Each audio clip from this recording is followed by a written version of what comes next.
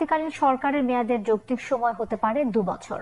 প্রধান উপদেষ্টা ডক্টর মোহাম্মদ ইউনূস মতবিনিময়ে তাদের কাছে এই মেয়াদ কতদিন হতে পারে জানতে চাইলে সম্পাদকরা একথা বলেন। সকালে প্রধান উপদেষ্টা সরকারি বাসভবনে সম্পাদকদের সাথে মতবিনিময় করেন প্রধান উপদেষ্টা ডক্টর মোহাম্মদ ইউনূস। পরে সংবাদ সম্মেলনে প্রধান উপদেষ্টা প্রেস সচিব শফিকুল আলম জানান, সরকারের মেয়াদ বিভিন্ন বিষয়ে তাদের মতামত নেন ডক্টর ইউনূস। সম্পাদকরা বলেন, সংবিধান সংশোধন করার প্রয়োজনীয়তা আছে, মিডিয়া কমিশন করা সহ সাংবাদিকরা যাতে স্বাচ্ছন্দ্যে কাজ করতে পারেন সেই ব্যবস্থার আশ্বাস দেন প্রধান উপদেষ্টা।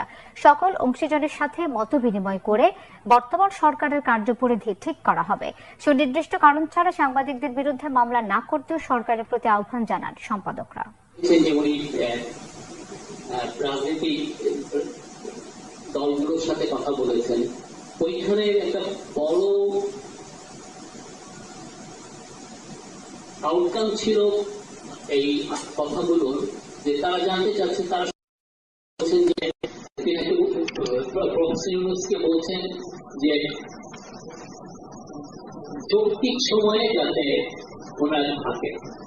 এই যৌক্তিক সময়টা আসলে কতটুকু উনি বাংলাদেশের সমস্ত যারা সবাইকে সবাইকে জিজ্ঞেস করছেন, আপনারাই বলেন যৌক্তিক সময়টা কতটুকু বা কি কি কাজ করতে হবে, বেসিক মিনিমাম কাজটা কতটুকু।